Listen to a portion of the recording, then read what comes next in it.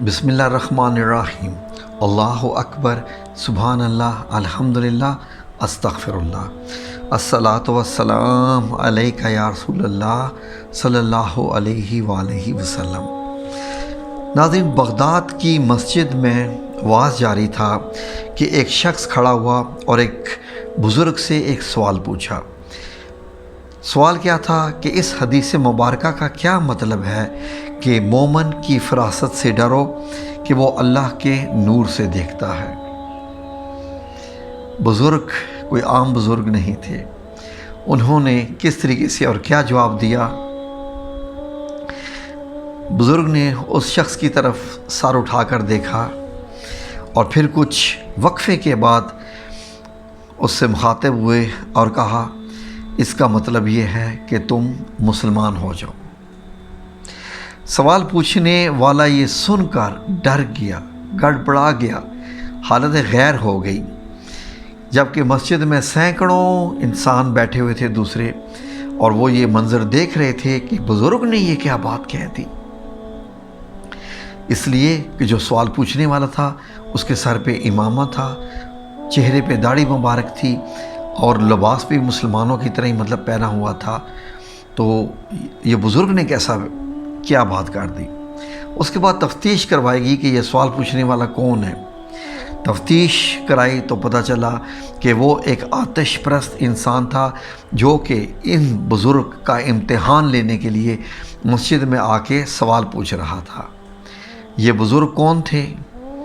یہ حضرت شیخ عبد القادر جیلانی نہیں، یہ حضرت جنید بغدادی رحمۃ اللہ علیہ تھے۔ کسی نے ان سے پوچھا، تصوف کیا ہے؟ فرمایا، ہر اچھے اخلاق کی طرف عروج اور ہر برے اخلاق سے اجتناب کرنا تصوف ہے۔ سوال ہوا، اللہ بندے کی طرف کب متوجہ ہوتا ہے؟ آپ نے فرمایا، جب اس کے سامنے کھڑے ہوتے ہو تو خود ہی حاضر نہیں رہتے، بھلا ایسے میں اس سے اتفاق کی توقع کیوں رکھتے ہو؟ ایک مرتبہ کسی نے پوچھا، کوئی ایسی بات بتائیں جس سے میں اللہ کے قریب ہو جاؤں اور لوگوں کے بھی۔ فرمایا، اللہ سے مانگنا شروع کر دو، لوگوں سے مانگنا بند کر دو، دونوں کے قریب ہو جاؤ گے۔ ایک شخص 500 دینار لے کر آپ کی خدمت میں حاضر ہوا۔ آپ نے پوچھا، تمہارے پاس اس کے سوا بھی کچھ ہے؟ وہ بولا، ہاں بہت ہے۔ فرمایا، اور بھی چاہتے ہو؟ کہا، ہاں کیوں نہیں۔ اس پر آپ نے کہا، تو پھر یہ دینار اٹھا لو، اس کے مستحق تم ہی ہو۔ ایک موقع پر ارشاد فرمایا، تمہارا سینہ اللہ تعالیٰ کا حرم خاص ہے، اس میں اس کے غیر کو جگہ مت دو۔ فرمایا، جو زبان ذکر حق میں مصروف نہ ہو اس کا گونگا ہونا بہتر ہے۔ جو آنکھ اللہ تعالیٰ کی قدرت اور حکمت نہ دیکھے اس کا اندھا ہونا بہتر ہے۔ جو کان حق بات نہ سنے اس کا بہرا ہونا ہی اچھا ہے۔ ایک مجلس میں آپ نے فرمایا، میں نے اخلاص ایک حجام سے سیکھا۔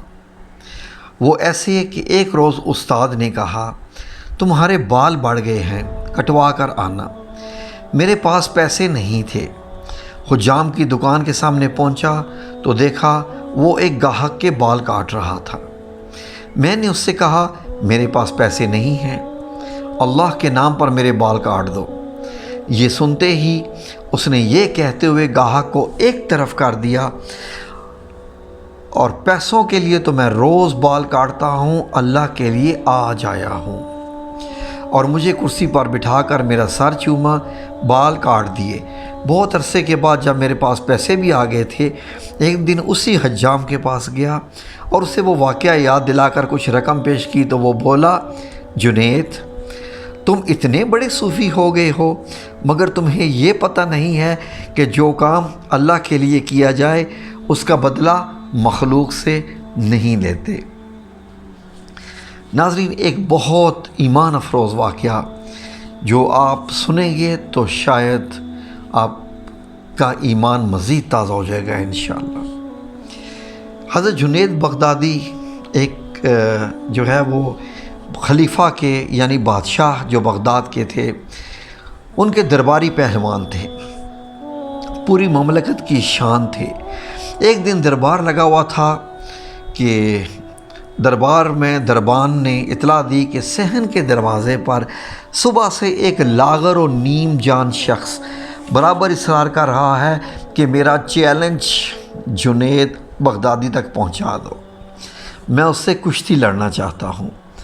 لوگوں کی بڑی حیرت ہوئی، مگر خلیفہ نے درباریوں سے باہمی مشورے کے بعد کشتی کے مقابلے کے لیے تاریخ و جگہ متعین کر دی۔ انوکھی کشتی مقابلے کی تاریخ آتے ہی بغداد کا سب سے وسیع میدان ہزاروں تماشائیوں سے کھچا کھچ بھر گیا۔ اعلان ہوتے ہی حضرت جنید بغدادی تیار ہو کر اکھاڑے میں آئے اور وہ اجنبی بھی کمر کس کر ایک طرف کھڑا ہو گیا۔ لاکھوں تماشائیوں کے لیے یہ بڑا ہی حیرت انگیز منظر تھا کہ ایک طرف شہرت یافتہ پہلوان اور دوسری طرف کمزور اور نحیف شخص انسان۔ حضرت جنید نے جیسے ہی زور آزمائی کے لیے پنجہ بڑھایا تو اجنبی شخص نے دبی زبان سے کہا، کان قریب لائیے، مجھے آپ سے کچھ کہنا ہے۔ نہ جانے اس آواز میں کیا سحر تھا کہ سنتے ہی حضرت جنید رحمۃ اللہ علیہ پر ایک سکتہ طاری ہو گیا۔ کان قریب کرتے ہوئے کہا، فرمائیے۔ اجنبی کی آواز بڑی دبی سی آواز آئی، بڑی مشکل سے اتنی بات منہ سے نکل سکی، جنید میں کوئی پہلوان نہیں ہوں، زمانہ کا ستایا ہوا ایک آل رسول ہوں۔ سیدہ فاطمہ رضی اللہ تعالی عنہا کا ایک چھوٹا سا کنبہ کئی ہفتے سے جنگل میں پڑا ہے، فاقوں سے نیم جان ہے، چھوٹے چھوٹے بچے بھوک کی شدت سے بے حال ہیں۔ ہر روز صبح یہ کہہ کر شہر آتا ہوں کہ شام تک کوئی انتظام کر کے واپس لوٹوں گا، لیکن خاندانی غیرت کسی کے آگے منہ نہیں کھولنے دیتی، شرم سے بھیک مانگنے کے لیے ہاتھ نہیں اٹھتے۔ میں نے تمہاری اس امید پہ چیلنج کر دیا تھا، یعنی میں نے تمہیں تو اس امید پہ چیلنج کر دیا تھا کہ آل رسول کی عقیدت جو تمہارے دل میں ہے، آج اس کی آبرو رکھ لو۔ وعدہ کرتا ہوں کہ کل میدان قیامت میں نانا جان صلی اللہ علیہ وآلہ وسلم سے کہہ کر تمہارے سر پر فتح کی دستار بندھواؤں گا۔ اجنبی شخص کے یہ چند جملے نشتر کی طرح حضرت جنید کے جگر میں پیوست ہو گئے، بلکہ آنسوؤں کے طوفان سے بوجھل ہوگی۔ عالمگیر شہرت و ناموس کی پامالی کے لیے دل کی پیشکش میں ایک لمحے کی بھی تاخیر نہیں ہوئی۔ بڑی مشکل سے حضرت جنید نے جذبات کی طغیانی پر قابو کرتے ہوئے کہا، کشور عقیدت کے تاجدار، میری عزت و ناموس کا اس سے بہترین مصرف اور کیا ہو سکتا ہے؟ اسے تمہارے قدموں کی اڑتی ہوئی خاک پہ نثار کر دوں گا۔ اتنا کہنے کے بعد حضرت جنید رحمۃ اللہ علیہ للکارتے ہوئے آگے بڑھے اور سچ مچ کشتی لڑنے کے انداز میں تھوڑی دیر پینترا بدلتے رہے، لیکن دوسرے ہی لمحے حضرت جنید بغدادی چاروں شانے چت تھے اور سینے پر حضرت فاطمہ الزہرا رضی اللہ تعالیٰ عنہا کا ایک نحیف و ناتوان شہزادہ فتح کا پرچم لہرا رہا تھا۔ ایک لمحے کے لیے سارے مجمع پر سکتے کی سی کیفیت طاری ہو گئی۔ حیرت کا طلسم ٹوٹتے ہی مجمع نے نحیف و ناتوان سید کو گود میں اٹھا لیا۔ ہر طرف انعام و اکرام کی بارش ہو رہی تھی۔ رات ہونے سے پہلے پہلے ایک گمنام سید انعامات کا بیش بہا ذخیرہ لے کر جنگل میں اپنی پناہگاہ کی طرف لوٹ چکا تھا۔ حضرت جنید اکھاڑے میں چت لیٹے ہوئے تھے۔ اب کسی کو کوئی ہمدردی ان کی ذات سے نہیں رہ گئی تھی۔ آج کی شکست کی ذلتوں کا سرور ان کی روح پر چھایا ہوا تھا۔ عشاء کی نماز سے فارغ ہونے کے بعد حضرت جنید جب اپنے بستر پر لیٹے تو بار بار کان میں یہ الفاظ گونج رہے تھے، میں وعدہ کرتا ہوں کہ کل قیامت میں نانا جان سے کہہ کر تمہارے سر پر فتح کی دستار بندھواؤں گا۔ دستار ولایت، کیا سچ مچ ایسا ہو سکتا ہے؟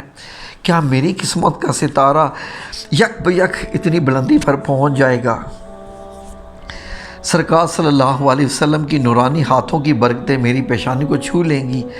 اپنی طرف دیکھتا ہوں تو کسی طرح اپنے آپ کو اس احساس کے قابل نہیں پاتا۔ اب جب زندہ رہوں تو قیامت کے لیے ایک ایک دن گننا پڑے گا۔ یہ سوچتے حضرت جنید رحمۃ اللہ علیہ کی جیسے ہی آنکھ لگی تو سوئی ہوئی قسمت انگڑائی لے کر جاگ اٹھی۔ سامنے کائنات کے میٹھے ترین انسان رحمت للعالمین حضرت محمد صلی اللہ علیہ وآلہ وسلم خواب میں تشریف لے آئے۔ لبہائے مبارکہ کو جنبش ہوئی اور رحمت کے پھول جھڑنے لگے۔ الفاظ کچھ یوں ترتیب تھے: جنید اٹھو، قیامت سے پہلے اب نصیب کی، قیامت سے پہلے ہی اپنے نصیب کی سرفرازیوں کا نظارہ کر لو۔ نبی زادوں کی ناموس کے لیے شکست کی ذلتوں کا انعام قیامت تک قرض نہیں رکھا جائے گا۔ سر اٹھاؤ، تمہارے لیے فتح و کرامت کی دستار لے کر آیا ہوں۔ آج سے تمہیں عرفان تقرب کی سب سے اونچی بساط پر فائز کیا گیا ہے۔ بارگاہ یزدانی سے گروہ اولیاء کی سروری کا اعزاز تمہیں مبارک ہو۔ ان کلمات سے سرفراز فرمانے کے بعد سرکار مدینہ سرور قلب و سینہ فیض گنجینہ صاحب معطر پسینہ صلی اللہ علیہ وآلہ وسلم نے حضرت جنید بغدادی رحمۃ اللہ علیہ کو سینے سے لگا لیا۔ اس عالم کہفوار میں اپنے شہزادوں کے جانثار پروانے کو کیا عطا فرمایا، ان کا عطا فرمایا اور اس کی تفصیل نہیں معلوم ہو سکی۔ جاننے والے بس اتنا ہی جان سکے کہ صبح کو جب جنید بغدادی کی آنکھ کھلی تو پیشانی کی موجوں میں نور کی کرن لہرا رہی تھی۔ سارے بغداد میں آپ کی ولایت کی دھوم مچ چکی تھی۔ خواب کی بات باد صبا نے گھر گھر پہنچا دی تھی۔ کل کی شام جو پائے حکارت سے ٹھکرا دیا گیا تھا، آج صبح اس کی راہ گزر میں پلکیں بچھائی جا رہی تھیں۔ ایک ہی رات میں سارا عالم زیر و زبر ہو گیا تھا۔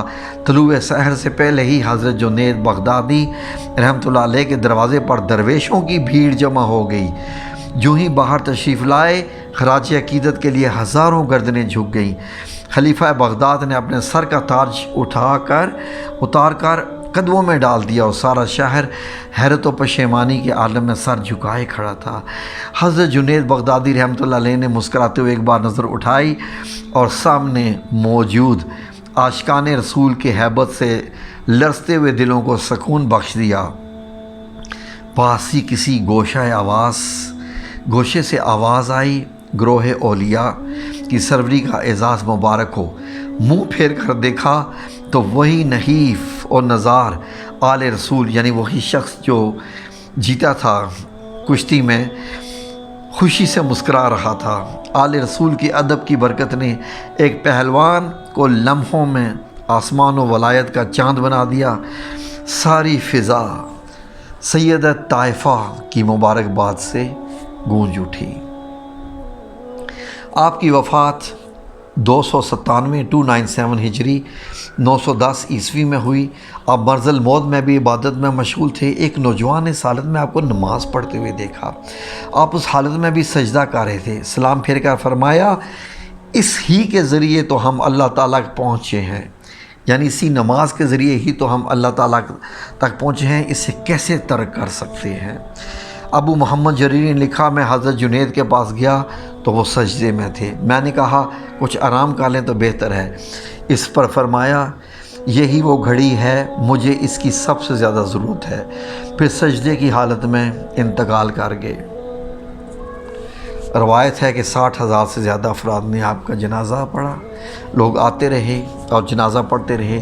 1 مہینے تک قبر پر لوگوں کی آمد رہی اور جاتے رہے۔ آل رسول سے محبت کہاں سے کہاں پہنچا دیتی ہے۔ آل رسول سے محبت کہاں سے کہاں پہنچا دیتی ہے۔ اللہم صلی علی محمد وعلی آل محمد کما صلیت علی ابراہیم وعلی آل ابراہیم انک حمید مجید۔